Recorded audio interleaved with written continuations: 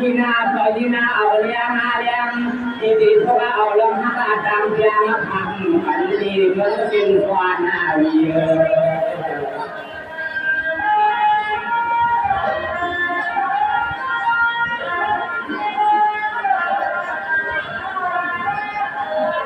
คนอาหารซึ่งสุดเลยสุดมากมาเมื่อว่าเมื่อชนะเราลินาปีสักการเลือกตั้งเขามาว่าดาบเจ้าคุณราชวันรวยมาเลยสบายก็เป็นที่วางสายวันไหนยากคนก็เลยกล้ามาทำนางเดินเพราะในโลกความฝันที่ห้าเดือนในปัญหา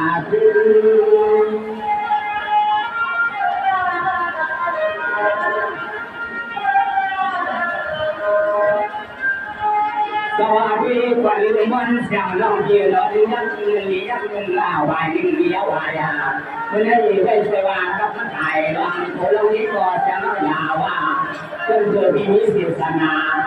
สรุปจะเป็นเจ้าภาวนาอย่างไรดูว่านะให้สายว่าเสียงตัวหักเอาไว้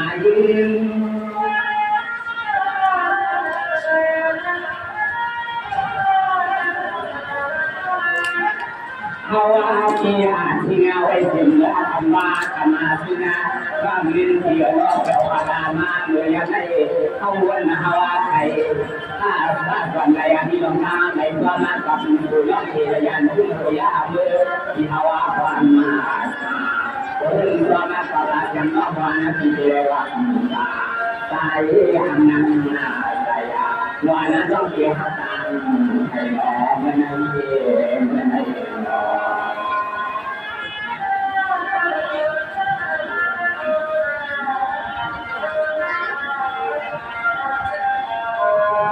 สวัสดีก่อนนะลูกน้ำเมื่อไหร่เลยว่าเป็นสีควายใหม่พ่อใหญ่ที่นาวาแล้วนะนอนที่นอนที่สบายตามาเดี๋ยวเมื่อไหร่ใหญ่หล่อมันไก่ลาดีที่หน้าลากันนี่หน้าเราเจ้ามากันที่หน้าเมื่อว่าเอาไปที่ไปในเที่ยงก็ปากหวานย้อนนะฮะมีย้อนมีเกี่ยวลามาสุน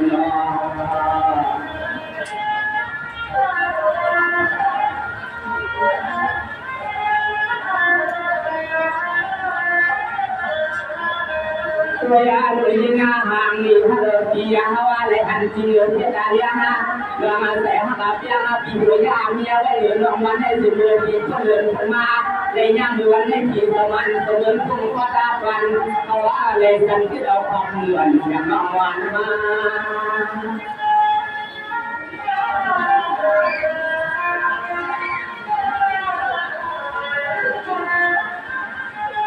สวัสดีวันลุงเมื่อในวันจันทร์เราเกี่ยวกับเรื่องตา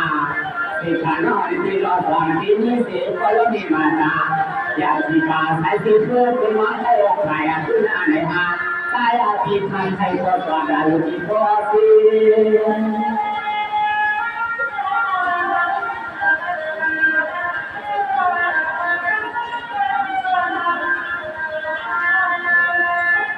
เทวานาของพระนามดีเป็นผู้เล่นเป็นสามีเป็นความเยอะความยังอันนี้ก็เป็นที่เขาที่ยอมหางก็ยังมาในพวกนี้เมื่อวันนี้ไปที่ภาวะเป็นความนาความนาถึงเราก็ต้องเป็นทางใจที่พอผ่านความมาประมวลเสียงสวัสดีเรื่องเรื่องลำยานสายที่อย่างไม่ได้ไม่ได้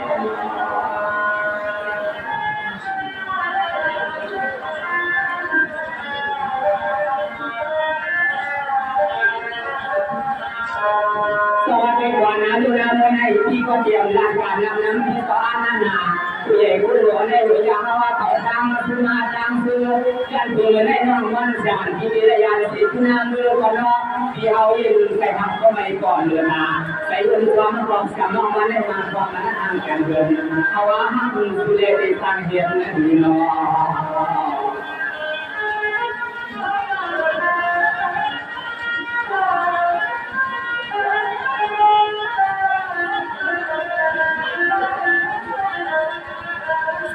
เสือเขาว่าความยานามือสิบเท่าในติดไว้สองเดือนสองเท่าในใบเรา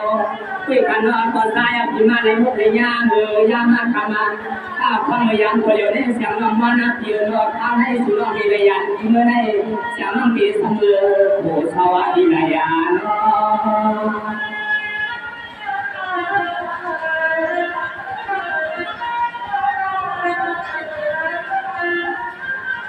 สว่างมานาเสียงนอนอีนอยในทางหน้านี้ปันวาย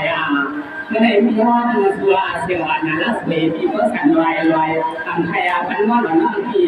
อาณาคาใส่ที่ว่าวันนอตัวน้อยงานที่มือการนำมือกาเสียที่วันนั้น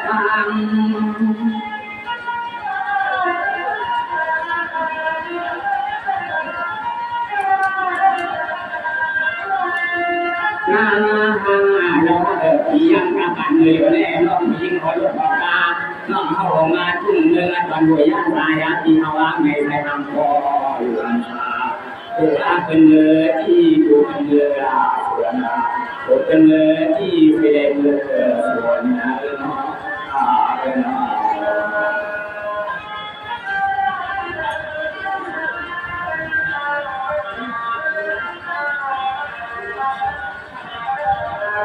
สวัสดีกว่านั้นลูกน้ำวันเสียงนอนพี่น้องเหมือนให้จีก่อนนั้นมันสู้กันนั้นยังนอนพี่น้าต้องทำงานกลางเตียงตีมาทำสู้ยังคนนอกเดือนเล่นชายตีคือสมมาเดินการบอกสู่เขาเนี่ยมันกลางกันจะทำการยินแล้ว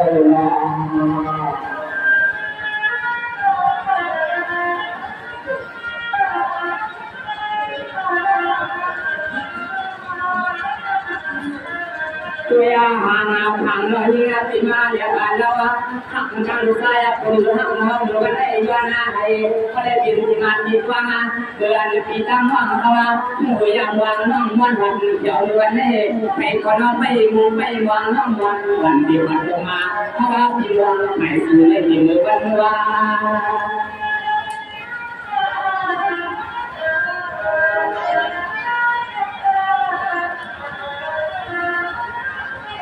สวัสดีวันลูกก็วันนี้ขอรอวันที่เราทำกันวันเสาร์น้องปีขึ้นหลานว่าทีเมื่อให้มีสอนใส่คนนั่นเองก็แปลว่าทุกคนในวันเนาะเพื่อนยังไม่นาการจังการดูเดมาเรา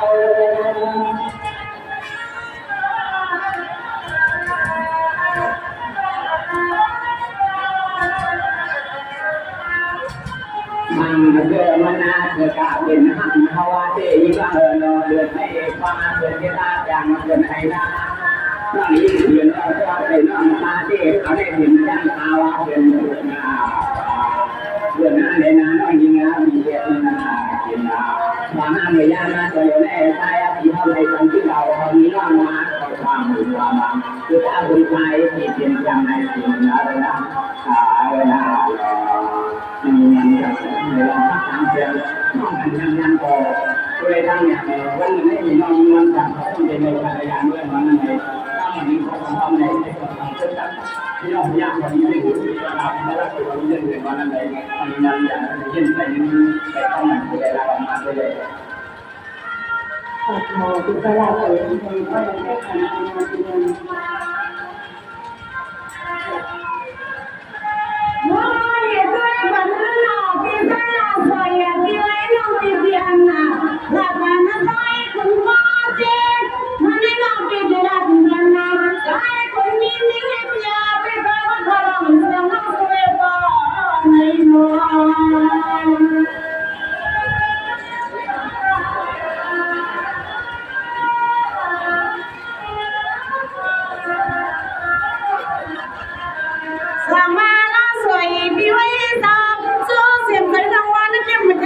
พายานึกไม่ไหว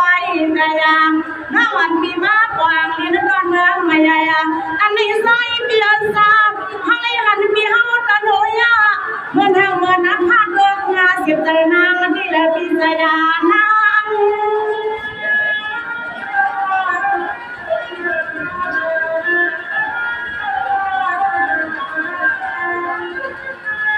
เดี๋ยวสั่งเบียร์เธอละอันเทพาใครเมื่อก็มีว่านอนหัวหน้าเมื่อวันไหนว่าล่าสุดเดียวจ้าถ้าว่าพี่ว่าอะไรเยี่ยมนะน้องบอกว่าก็เพียงแค่ว่าสนาเมื่อนะคะ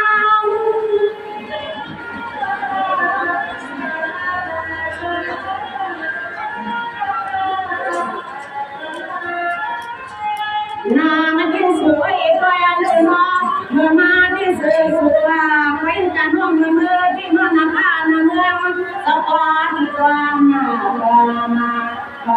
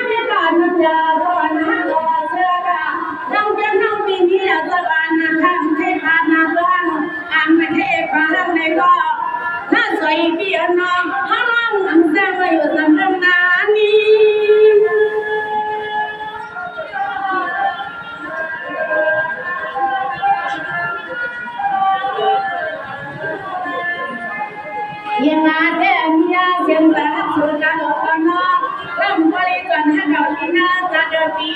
นี่มันเด็กจนหน้าตาปีเนี่ยดีมาเปิดมาโดดดันการมันห้างล้อมันห้างลามห้างสะพังก็มันเส้นเขาที่มันไหนเมื่อจะจางกันเลยที่ว่า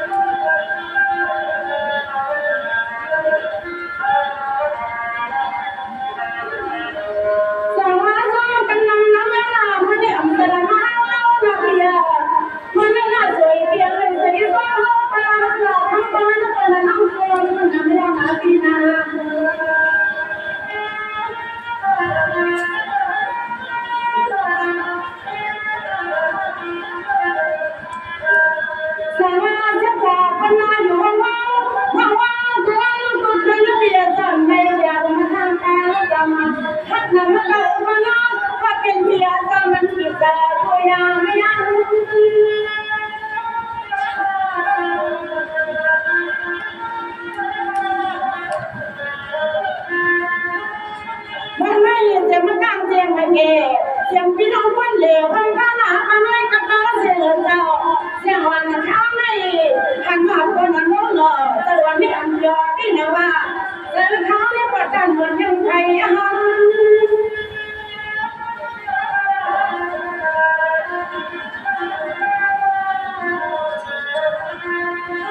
เสียงกระลุกกระลังขนมขนานใจขยันตุงมาดังรัวเสียงมังกรนั่งกระโดดขยันก็เสียเสียงไม่ยืนต่อให้เราเสียเที่ยวขยัน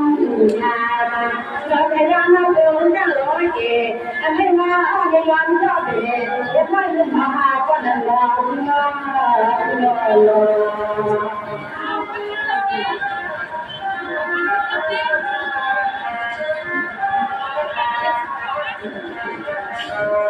สำหรับว่าไม่เจอหันเจอกันเท่าเองไม่รู้ว่าเสียงนักเสียงนักพวกเขาที่หลงมันไม่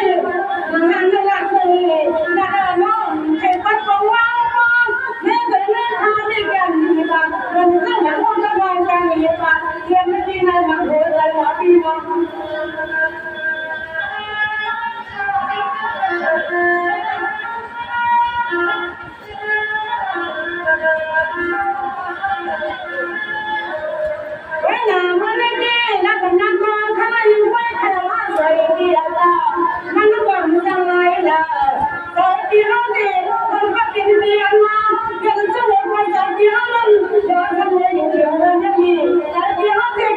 Yeah.